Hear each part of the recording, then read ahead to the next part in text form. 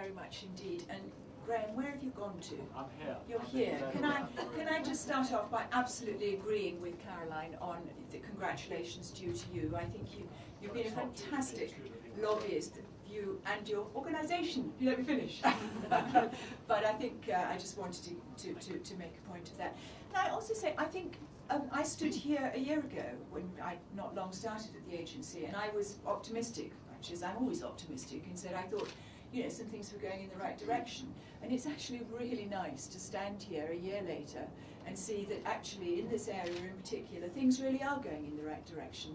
We've seen big changes, not far enough, but indeed big changes. So I've got 3 points I want to make about the progress since the FSA first became involved in this work around salt reduction. The first is, as we've already been hearing, that the food industry has responded fantastically positively. I guess that was partly also because we were able to produce really incontrovertible evidence about the damage of salt and the need for reduction, but they have responded positively, not just the companies in this room, but many others.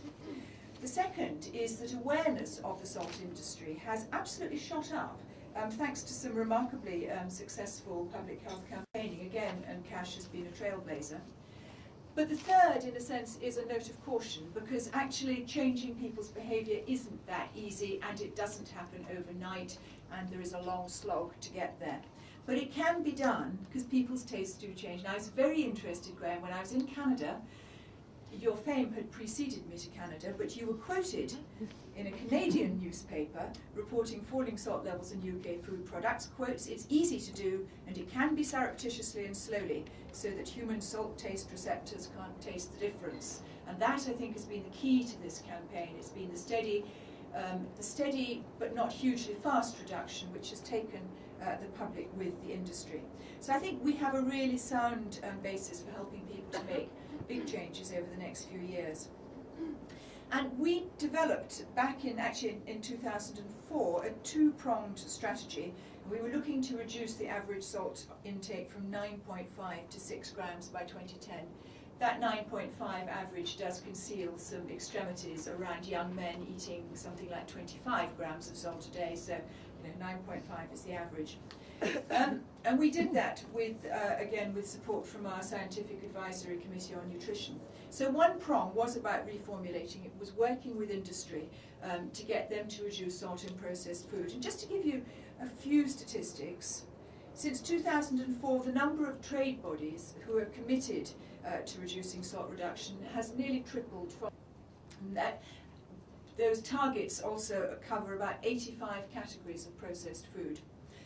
Some examples: half of all Tesco's own brand lines now meet the 2010 targets, as do all boot sandwiches and all of Sainsbury's standard own brand sliced bread, and the Co-op and Waitrose have all told us they intend to meet the salt targets before 2010, and Marks and Spencer's as well has made enormous reductions in salt. On the food service side, Compass, and I agree with you, Graham, the food service side is tougher. But Compass, who are a major supplier to schools and hospitals, among other places, now requires its suppliers to meet or be working towards the FSA targets.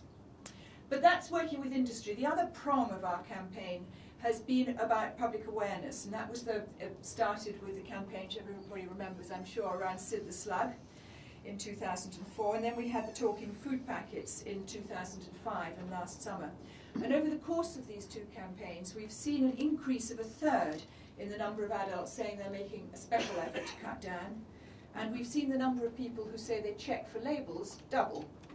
And there's been a 10-fold increase in the number of people aware of that magic 6-gram figure. I have to say, not everybody knows what 6 grams is. So I think it's quite important for us all to start saying it's a small teaspoon.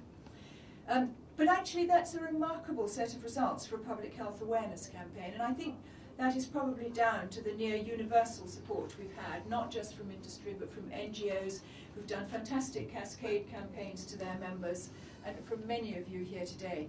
So it is a good start, but it's just a start, and what we have to do now is to convert all the people who know about 6 grams into people who actually do something about it, and that's where the behaviour change comes in.